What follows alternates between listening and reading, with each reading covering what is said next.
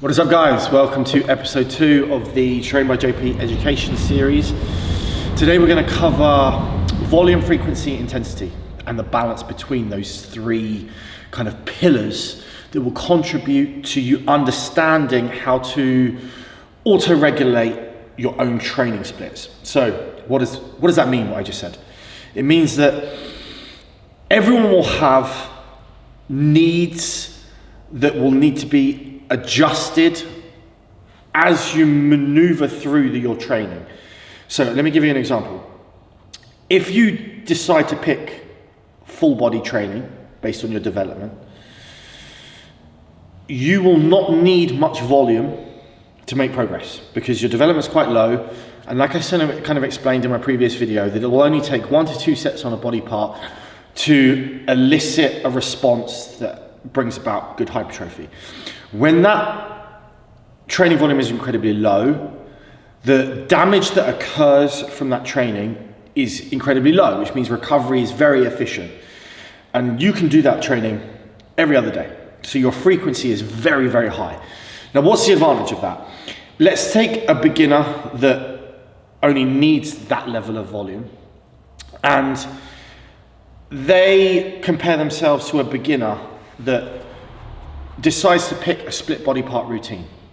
So we've got beginner A, we've got beginner B.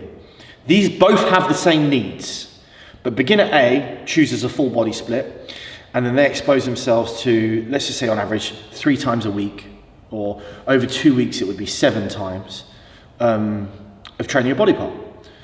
Over 2 weeks, the individual that's chosen the split body part routine only exposes themselves to 2 stimulus over those 2 weeks. So we've got 7 lots of stimulus versus 2. Every time that you expose yourself to that stimulus, you make a small step forward in progress. So when we think over 4 weeks, beginner A has exposed themselves to 14 lots of stimulus. Beginner B has only exposed themselves to 4.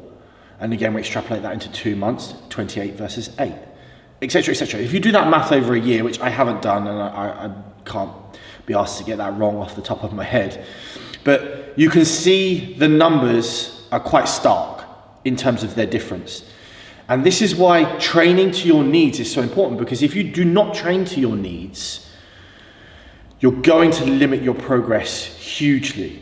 And then again, the only situation where this wouldn't be the case is that you just really, really don't enjoy full body training. But it's quite hard to argue the rate of progress in terms of difference, because if over a 2-month period we have 28 stimulus, and let's say every single stimulus gives you a tiny bit of muscle gain, versus 8, at the end of those 2 months, the reason that you're doing this is to look better and then feel better and whatnot.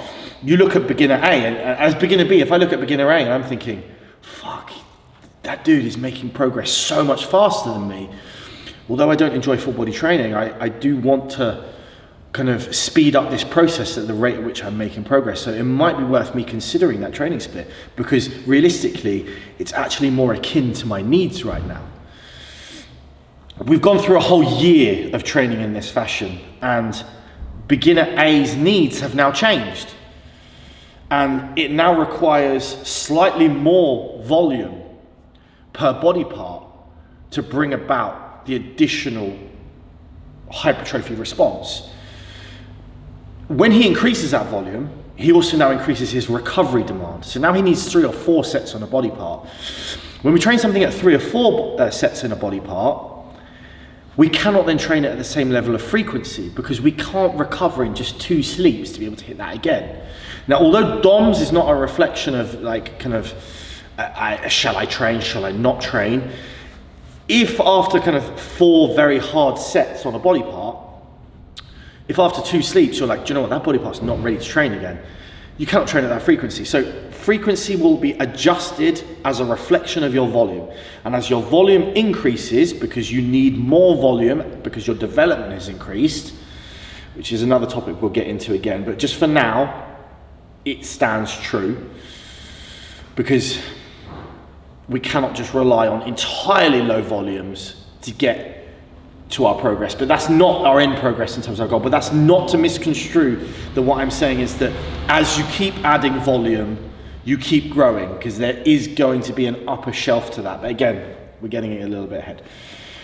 As we increase our volume, our frequency decreases. So then this is where then it would be potentially an upper-lower training split. And then with that, we're then training for something maybe every 3 sleeps, because we would train upper, lower, rest, upper, lower, rest, upper, lower, rest. Again, as our need for slightly more volume increases, and instead of now just being 4 sets, it might be 6. And this is where we would train push, pull, legs, because we would potentially train push, pull, legs, rest. Push, pull, legs, rest. So as our volume increases, our frequency decreases. So this is just the point I'm trying to make. The relationship between volume and frequency is key. So, and then your volume needs are a reflection of your development, and then your frequency will adjust.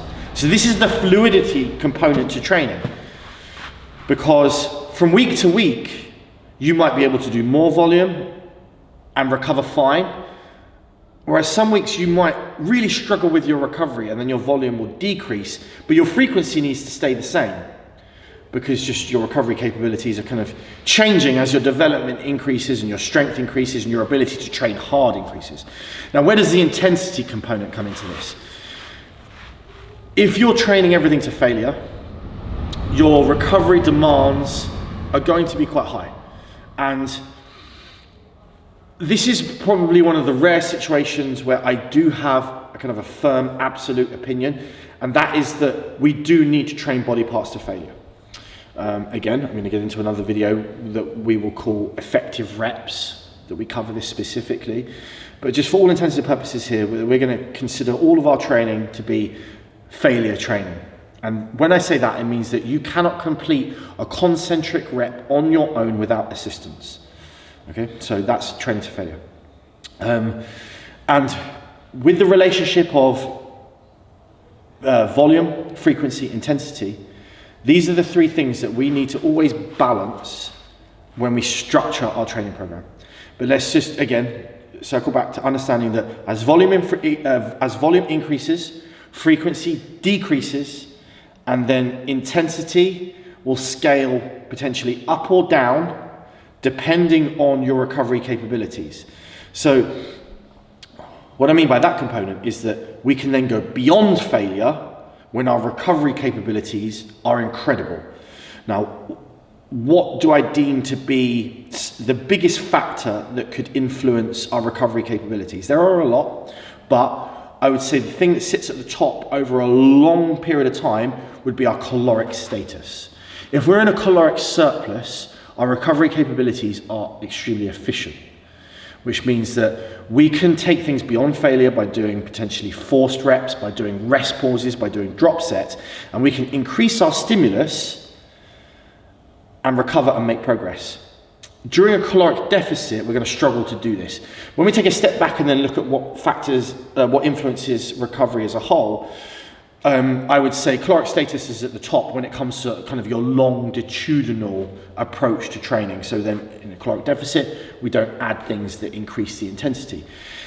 On a short-term basis, the things that are going to influence our recovery and then our ability to increase our intensity or whatnot would be sleep, hydration, stress, your macro and micronutrient intake.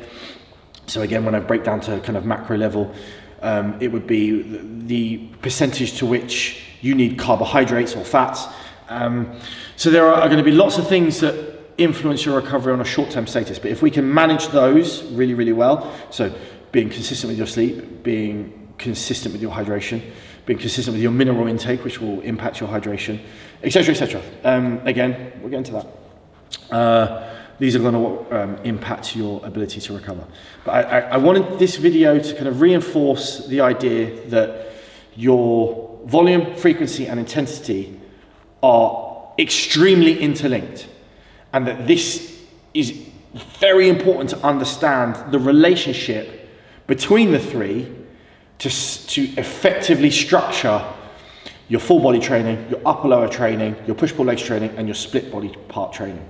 Because if you don't understand the fact that these are the 3 elements that will enable you to effectively structure those trainings, you're going to fall down in regards to getting the most stimulus that you can, or potentially overtraining, or potentially mismanaging your progress, because we only have a certain amount of time, and let's not waste it. Like, I want you to be able to watch these videos and immediately step forward in your progress, because you now have a greater understanding of the bigger picture. And each video that we do, I want you to come away from it and think, okay, I know a little bit more, and I can apply this immediately to myself or to my clients, and I can start moving forward. So this is the volume, frequency, intensity video. The next one that we'll get stuck into will be specifically how this idea applies to full body training, and then how we lay out full body training, and then we'll do the same for upper lower training, push pull legs training, split body part training, and then we'll start to talk about how to maneuver between the training sessions, and how to monitor our rate of progress, and how to adjust our volume and frequency independently in accordance with each split that we select. So I hope, again, that video is useful for you guys. Any help you need, comment section, or again, Tbjp forum section. You can hit me in either of those. And I hope you like the video, and if you do, subscribe to the channel. Cheers, guys.